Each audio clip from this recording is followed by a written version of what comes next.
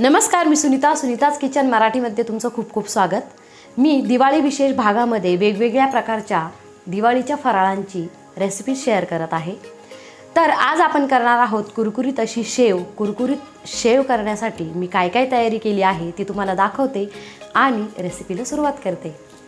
शेव बनवण्यासाठी मी 1 किलो डाळीचं पीठ घेतलेलं आहे, लसूण घेतलेला आहे, ओवा, जिरे, मीठ, हळद आणि लाल तिखट जे आपण नेहमी रोजच्या जेवण बनवताना वापरतो ते लाल तिखट घेतलेलं आहे आणि शेव बनवण्यासाठीचा सोऱ्या अशी मी तयारी करून घेतलेली आहे। तर आता आपण रेसिपीला सुरुवात करूया। शेव बनवण्यासाठी जी मिरची वगैरे वापरणार आहे त्यासाठी जो आपला मसाल्याचा चमचा असतो मसाल्याच्या डब्यामधला त्या चमच्याचा वापर करून मी सर्व साहित्य घेणार आहे। तर ह्या चमच्याने 3 चमचे जिरे घेते आणि 3 चमचे ओवा घेतलाय मी आणि 1 चमचा त्यामध्ये मीठ घालून घेते ते व्यवस्थित बारीक होण्यासाठी। आणि हे मी मिक्सरवर पाणी न घालता दळून घेणार आहे। आधी अशा पद्धतीने या ठिकाणी दळून घेतलेलं आहे। आता यामध्ये पाणी घातलेलं नाही। आता आपण काय करायचं, यामध्ये लसूण घालायचं आहे आणि पुन्हा हे दळून घ्यायचं आहे आणि पाणी घालून दळायचं आहे। आता ते अशा पद्धतीने आपण ते बारीक करून घेतलंय पाणी घालून आणि हे आता आपण गाळून घेणार आहोत अशा पद्धतीने। कारण याचे जे पार्टिकल्स आहे याच्यामध्ये जिरे आणि ओव्याचे, तर जेव्हा आपण सोऱ्यामधून शेव काढतो तेव्हा ते अडकतात आणि शेव व्यवस्थित निघत नाही आणि खूप त्रास होतो त्यावेळेस शेव काढताना, म्हणजे जड पण जातं ते आणि ते पीठच बाहेर येत नाही। त्यामुळे मग काय करायचं आहे की हे मिश्रण जे आहे ते गाळून घ्यायचं आहे।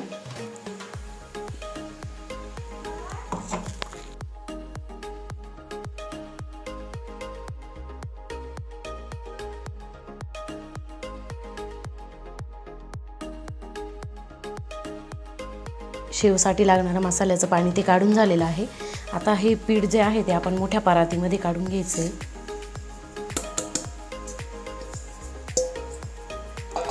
आणि त्यामध्ये हा जो आपला मसाल्याचा चमचा आहे त्या चमच्याने 4 चमचे, म्हणजे 1 किलो बेसन पीठ असेल तर 4 चमचे असे आपली जे लाल तिखट आहे ते घालून घ्यायचं।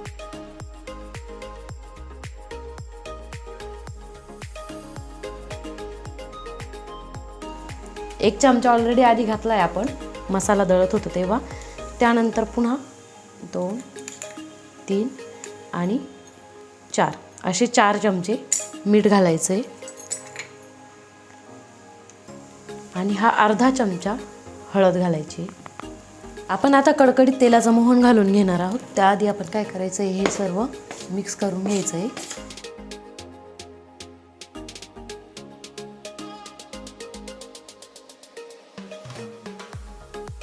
एक 4 चमचे जे असतात ते तेल घेतलेलं आहे आणि कडकडीत तापवून ते असं यामध्ये घालून घ्यायचं आहे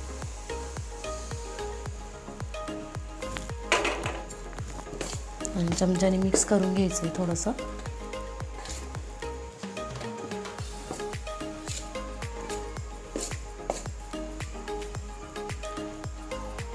थोडंसं मिक्स केल्यानंतर मग हाताने ते तेल जे आहे ते असं मिक्स करून घ्यायचं आहे सगळीकडे।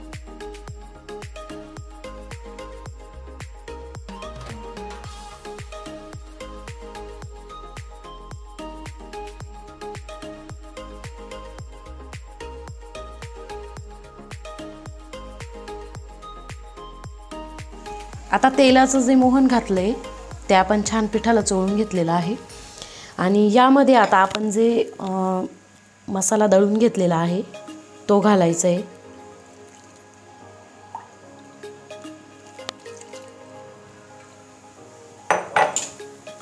आणि नंतर थोडं थोडं पाणी घालून ते पीठ जे आहे ते मळून घ्यायचं आहे आपल्याला।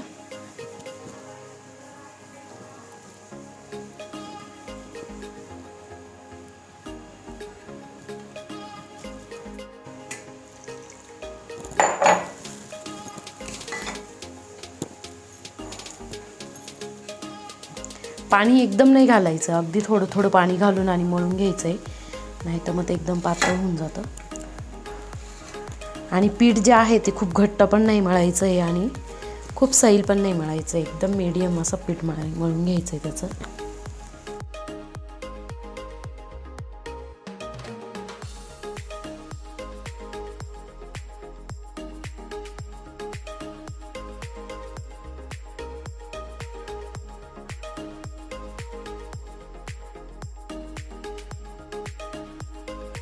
शेवचं पीठ जे आहे ते मळून झालेलं आहे. तर हे पीठ जे आहे खूप हाताला चिकटत होतं, तर मी थोडासा तेलाचा हात घेतला, थोडंसं तेल घेतलं आणि मळून घेतलं. तर अशा पद्धतीने छान असं ते झालेलं आहे पीठ. तर हे पीठ जे आहे जास्त भिजवायची गरज नाही आहे, ते छानपैकी मळलं गेलेलं आहे. तर आता आपण डायरेक्टली सुरुवात केली तरीही चालेल.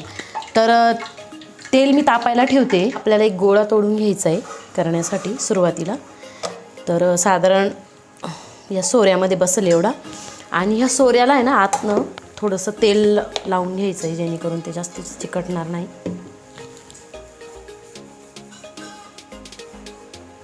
असं हाताने थोडंसं त्याला चोळून घ्यायचं आहे.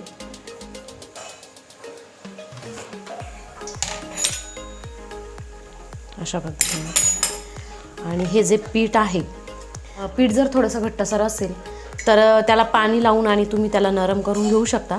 पण आता याला गरज नाही आहे, ते बऱ्यापैकी नरम आहे. तर आपण अशाच पद्धतीने थोडंसं त्याला थोडंसं असा पाण्याचा हात लावून मिक्स करून घ्यायचं आहे, थोडं मळून घ्यायचं आहे.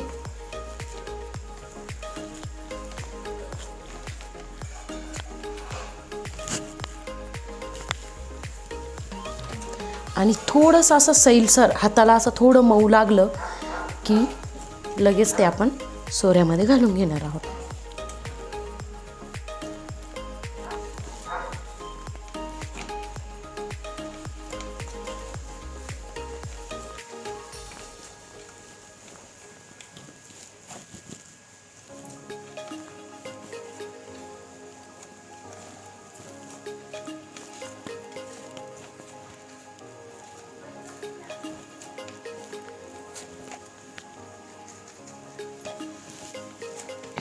अशा पद्धतीने थोडं जर मळून घेतलं ना, तर त्यामध्ये जे काही हवेचे बबल असतात ना, तर ते पूर्ण निघून जातात आणि मग मध्येच ते असं पोकळ राहत नाही. त्याच्यामुळे अशा पद्धतीने थोडंसं मळून घ्यायचं आहे.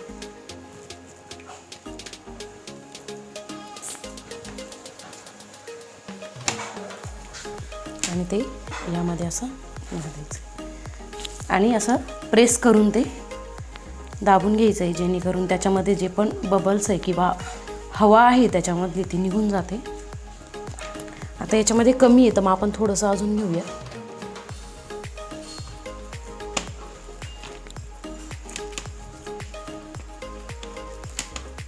त्याच्यामध्ये असं प्रेस करून ते त्याच्यामध्ये पीठ घालून घ्यायचं आहे सोऱ्यामध्ये.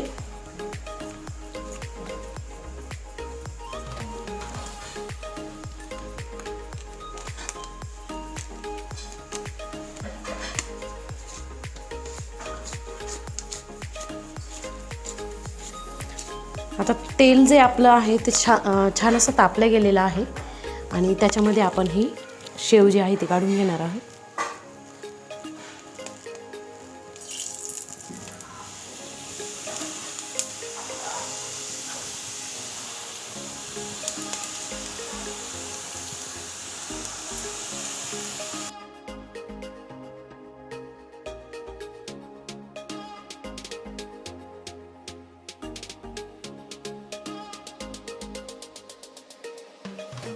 शेव जी आहे ती ह्या कलरवर म्हणजे अगदी सोनेरी रंगावर आपण ती काढून घेणार आहोत.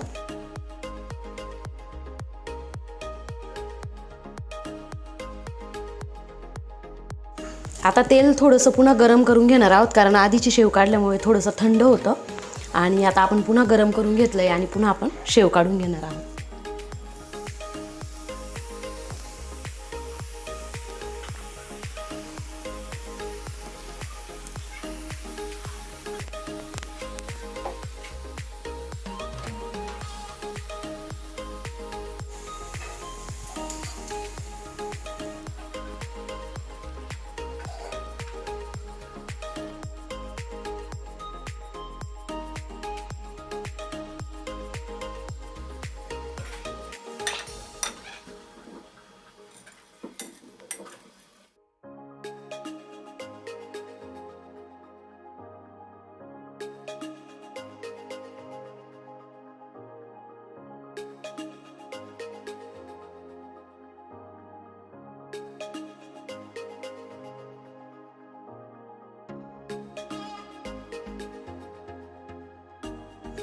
मस्त कुरकुरीत अशी शेव तयार आहे।